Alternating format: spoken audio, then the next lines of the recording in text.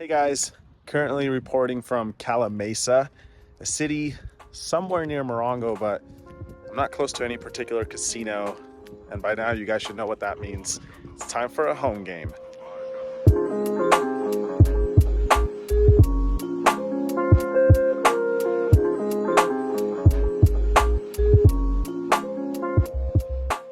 Right, so in case you're new to the channel, most of you will already know this. I don't really play home games, but I do make one exception for this one in particular because it meets all the criteria, which all the other ones don't.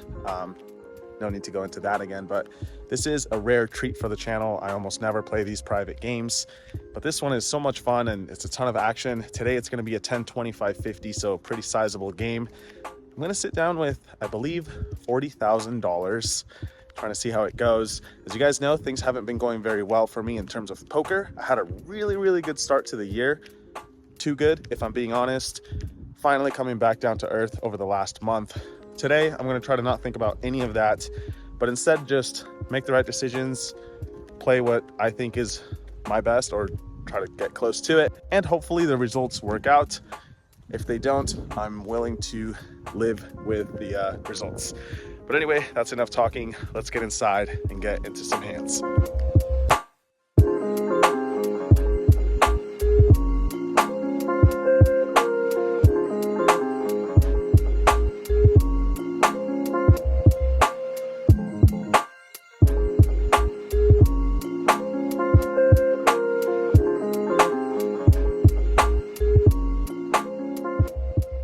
All right, guys, here we go once again, playing some 10, 25, 50. I sit down with $40,000 and waste no time getting involved with an already questionable hand, 10-5 suited. There's an early position limper. I raise it up to 200 and only the limper makes the call. So we go heads up in position to a flop of King, Queen, 5 rainbow. No club out there, but when he checks, I've got bottom pair. On a board that's usually going to be better for me anyway, so I continue with a small bet, which I think is fine with all my hands. My opponent makes the call, and we see the 7 of hearts on the turn. He checks it again, and I think now you can make a case for both betting large, turning this 5 into a bluff, or checking back and seeing if we can get to showdown with a somewhat small chance of winning with a pair of 5s. I decide on the latter, and we see the 4 of clubs on the river. Now the early position limper comes out and bets $400, right around half the size of the pot. Facing this bet, I think it's okay to mix all 3 options, actually. Turning the 5 into a bluff would be kind of cool, although I'm not sure how credible it is after checking back the turn. Calling also seems okay, since we are beating some bluffs and it's a decent price. And the third option of folding is obviously fine too, since we don't have that good of a hand. After a few seconds of thinking it over, I decide on option B, which is calling, thinking we can still beat some hands like Ace-10 or, I don't really need to list all the bluffs. You guys get what I'm saying, miss straight draws and such. And in the end, we do end up winning, but against a somewhat odd hand, 6-5 suited. So looks like he was bluffing with his pair of 5s. Luckily for us, 10 kicker plays, and we take down the first pot of the night. In the next one, yours truly is in the straddle for $100. There's a button race to $350, and then Rampage makes it $1,500 from the small blind. That's right, we're joined by our friend in this game. And then I look down at Ace-Queen in the $100 straddle. An interesting situation here, but I think Rampage is aware enough that the button's going to be opening a lot of hands, so I think he could be raising from the small blind with a fair amount of hands himself. For that reason, with an ace in my hand, and a good one at that, I think it's a good candidate to occasionally use as a bluff. That's what I'm going to do this time, kicking it up to 3,600. If he wasn't very deep, I wouldn't really recommend this play, but seeing as he's got around $25,000 in his stack and plenty left to play for, that's the option I go with this time. Button gets out of the way, and after some thought, Ethan makes the call. So with already over 7,000 in the middle, we're going heads up to a flop of 9-7 deuce with 3 diamonds. Pretty good board, I think. We've got 2 overcards as well as the nut flush draw. In addition, my opponent cannot have the nuts, seeing as I've got the ace of diamonds. So bearing that in mind as he checks, and I continue with a small bet of $2,300. He doesn't fold right away, so it looks like he's got something. And sure enough, he puts in the call, so we're off to a turn. Could use some help, and that's exactly what we get. It's the 4 of diamonds, giving us the nuts in an already very big pot. Once again, Ethan checks, and now I bet $3,500. I think betting small makes the most sense here with all my hands. And after a few seconds, he makes the call once again. So at this point, I think he's got an overpair with the diamond, hopefully pocket kings if we're lucky. River is the 4 of spades, pairing the board. Now we don't have the nuts. If he has a hand like pocket nines, we're screwed. But we're just going to have to cross that bridge once we get to it. He checks it a third time, and now I decide to bet one last street for value. Going around half pot this time, $9,000. I think if I had any bluffs, I'd also want to bet this size. And luckily, he expresses some frustration right away. I think that means we can rule out a raise. Now we're just crossing our fingers, hoping that he calls. But after a few minutes, he ends up letting it go and later said that he had pocket jacks with a diamond. I think the way he played his hand made sense. A little bit unlucky for us that he didn't have a bigger diamond, but still can't complain, taking down a really big pot early on. In the next interesting hand, yours truly is once again in the $100 straddle. Similar situation develops where there's an open to $325. This time Rampage just calls in the big blind and I look down at King Queen offsuit. I decided just call and we go 3 ways to a flop of Queen 7-4 with 2 diamonds. Ethan checks, I check it to the initial raiser, but he checks it back. Turn is the deuce of hearts, Ethan checks again, and I decide to check again, get a little bit sneaky, and maybe feed some rope to Ethan if it checks around one more time, or let the pre-flop raiser put in a bluff. Plus, he could have been pot controlling with a better hand anyway. So I check it a second time, and once again, the action checks around. River is the deuce of clubs. Feel like we've got the best hand now, and interestingly enough, Ethan bets out $25. That's not going to cut it for me. I raised it up to $900, trying to make it look like I could potentially be stealing this pot. Early position raiser folds. Now it's back on Ethan. He thinks it over for a little bit and ends up calling. I turn it over and we're good. He later said he had pocket threes, so perhaps checking it twice paid off as my play looked a little bit suspicious. I certainly don't blame him for calling.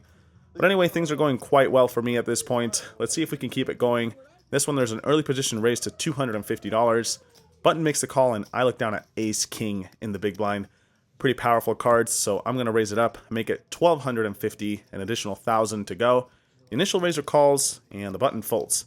By the way, this initial raiser is Dustin from recent Hustler live streams, if you guys are familiar. Anyway, heads up to a flop of 10-10-9 with 2 hearts, 1 diamond. Pretty much nothing going on for me. I think betting small or checking are both fine. This time I decide to bet small and get instantly punished as he makes it $2,800, an additional $2,000 over my $800 C-bet. I think with some hands it's okay to float, but mine in particular is just one of the worst hands I'll ever have, so I don't overthink it and just let it go. Nice hand, Dustin. Moving right along, in this next hand, I'm going to sound like a broken record, but I am once again in the $100 straddle. In this one, there's a button open to $300. Big blind and straddler call, rather the $50 straddler. And I look down at Ace-6 of spades in the double straddle. Now, with this hand, I think it's totally fine to call and go multi-way to a flop. It's going to be pretty easy to navigate. We either flop something pretty good or we don't. However, suited aces are also good candidates to squeeze with, and especially so when there's 2 calls on my right. A little bit more incentivized to try to take it down pre-flop. So with that in mind, I make it $2,000, but the button is having none of it and continues with a call. The other players fold, so we're going to go heads up to a flop of 7-5-4 rainbow. Unfortunately, no spade for me, but we do flop open-ended, and if we make a straight at any point in the hand, it'll be pretty disguised. However, this board is not really that good for me, and it certainly favors the button, so I check it, and he checks it back. Turn is the 10 of diamonds. Once again, I check, he checks it back, and the river is the queen of hearts. Given how this hand's played out, I think it's likely we're up against a pair, and this particular opponent knows that I'd be willing to go for value with anything that I thought was good enough, so I decided to bet half pot. Could certainly do this with any queen or even an overpair that pot controlled the flop and turn. The problem with this line is we can easily get raised and blown off our hand, but I don't expect this particular opponent to go for that. Hoping to just get a crying fold from a hand like pocket eights, for example, but after a few seconds, he decides on a call, and we end up losing to King 10 of hearts. Story checks out, I guess, but yeah, this one's not going our way, and we take a step in the wrong direction. Let's see if we can fix that with Ace 9 of diamonds. This one I make it 150 in late position. Button calls on my left, and then the straddler makes it 550. For similar reasons as the previous hand, I think suited aces are good candidates to get a little bit aggressive with, especially so when there's a caller behind me. So rather than calling in position, which again I think is also certainly fine, I take the more aggressive route and make it 1550. Now the button on my left decides that his hand is worth putting all those chips in the middle, totaling $800. He's all in, and the straddler calls my 1550. So already a big bloated pot here. Now there's only around 2,400 in the main pot and an additional 1,300 in the side pot. So we are incentivized to bluff to win those $1,300. So when the board comes 10-5-3 with 2 spades, even though I've got nothing, after the straddler checks, I bet $1,100, hoping to get folds from better ace highs and such, but he's having none of it. Dustin makes the call. Turn is the deuce of clubs. He checks again, and now with over $3,000 in the side pot, I'm going to try once again to take that down. The problem is we got to beat the button who's all in, but like I said, there's plenty of money on the side to make this bluff worthwhile, so I put $6,000 into the middle, and after a little while, Dustin ends up folding what he later said was pocket sevens, so that's a pretty good result. Now no matter what the button has, we're going to be winning at least a little bit of money. The river is the king of spades, and the button happily shows queen jack of spades for a rivered flush. Obviously, ace high is not going to cut it, but the interesting part is we were actually ahead with ace high versus the button, so a good situation, but unfortunately doesn't end up working out. Nice hand to the button, and we win a little bit of money at least. Next, we look down at a much easier hand to play, pocket kings in early position. Raise it up to $150. Get a call from late position as well as the big blind. So we're going to go 3 ways to a board of 9-4 deuce rainbow. Big blind checks. I decide to bet the size of the pot, feeling like people are either going to continue on this kind of board or they won't. Late position calls, once again, going up against Dustin, but the big blind gets out of the way. Heads up to a turn, which is the 6 of clubs.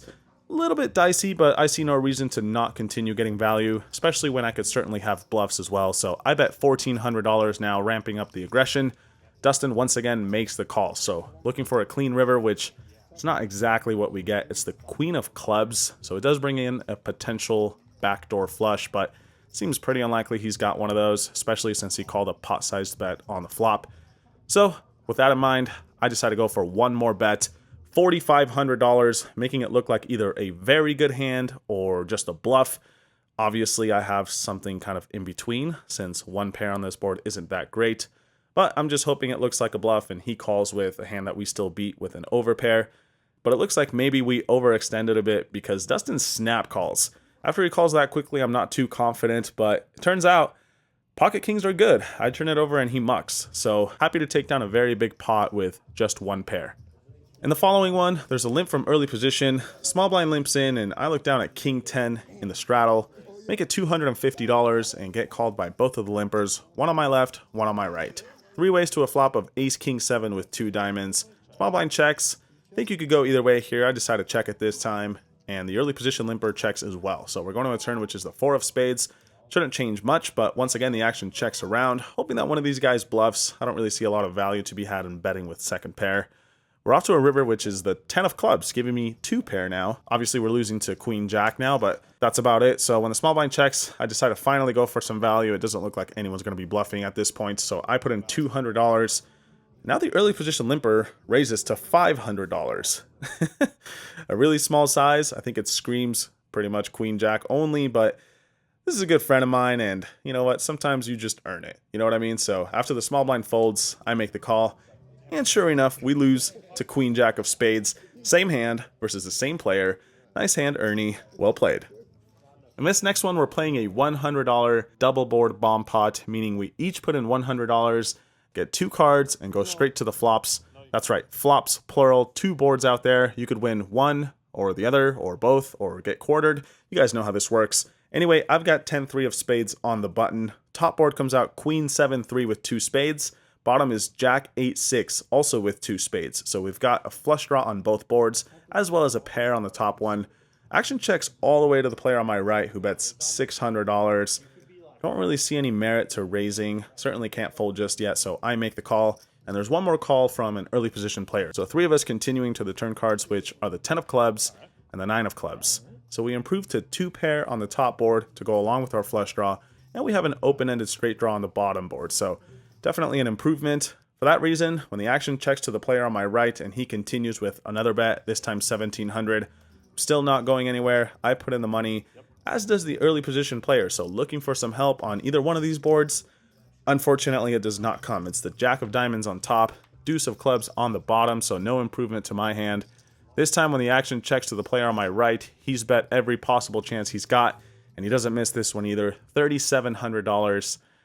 Not really feeling good about my hand now. Two pair is very dicey on that top one, and I've got pretty much nothing on the bottom, so it looks optimistic to even chop this one. Most likely we're going to get scooped, I think, against two players who could easily have me beat. So I let it go. The early position player does not. As it turns out, the player on my right had Queen Jack, so he ends up beating me on both boards. The early position player does not show, so I'm not really sure what he had, but all I know is we would have lost, so happy to get out of the way.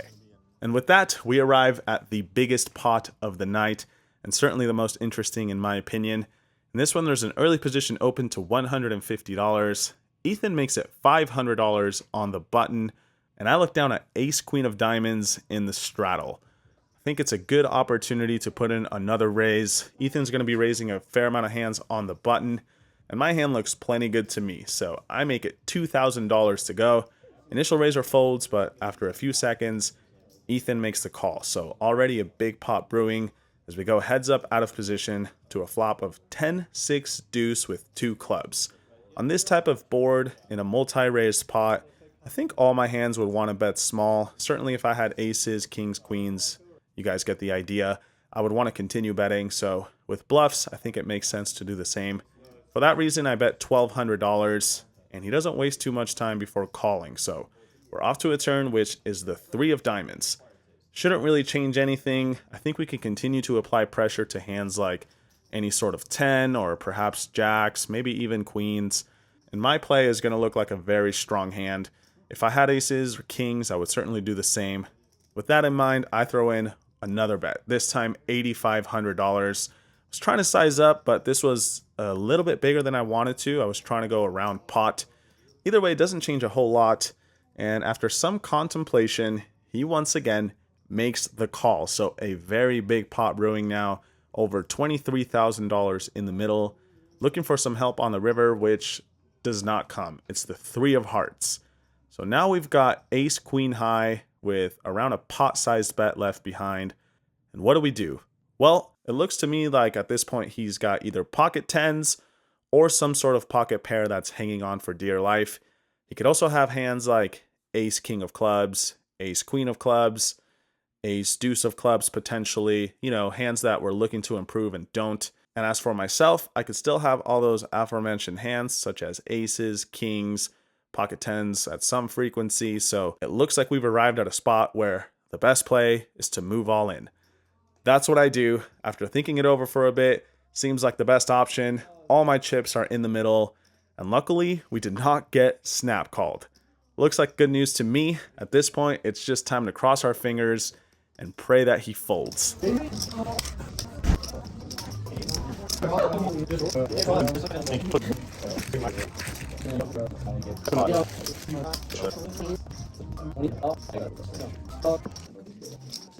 After a few painful minutes, during which one of my buddies delivers an ice cream sandwich, as you guys can see here on the left, Ethan decides on a call.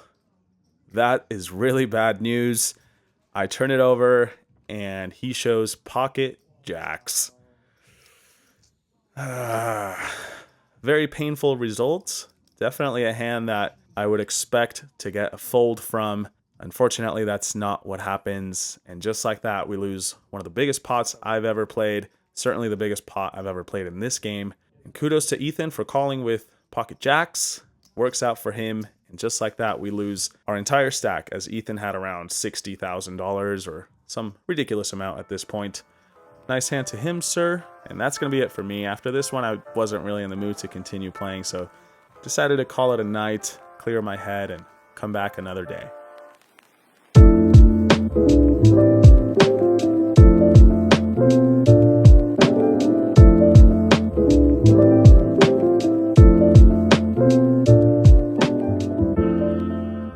Alright, so just left the game. I guess this lighting's not going to work. Hang on. Yeah, this is probably better. Like I said, just left the game. And once again, another really rough night for me. I lost 40,000, which was what I bought in for. Could have bought in for more, but I just wasn't feeling it. To be honest, I'm feeling pretty defeated with how this month has gone. I'm down a ridiculous amount of money, almost $200,000 this month, which is a huge hit and by far the biggest downswing I've ever had. The thing is, I actually thought I played well tonight. I think the ace queen of diamonds hand, obviously the biggest pot of the night and the most important one. Although it sucks to lose it, it seems like a reasonable hand. And his call with pocket jacks, I think, is close, and that's how it goes sometimes. I don't think it was necessarily a punt from either player, and sometimes hands like this just happen. You just hope they work out, and when they don't, the result is miserable because the pot was so big in dollar amount. So yeah, it's been a really rough month for me, and playing these big games, you know, this is the nature of it. You can either win a lot of money or lose a lot of money. Sucks to lose it at a home game, which is supposed to be kind of like a fun, casual thing, but at the same time, at least it went to a good guy, Mr. Rampage Poker, a good friend of mine. We've competed since we met, and this round goes to him, so very nice hand by him. And yeah, until we meet again, I suppose. But anyway, that's it for me. Like I said, in for 40,000, out for 0. I think it's time for a break, maybe a few days, if not weeks at least. Not feeling too good right now, guys. But anyway, as always, thanks for watching. I hope you enjoyed the hands, and see you guys next time. Peace.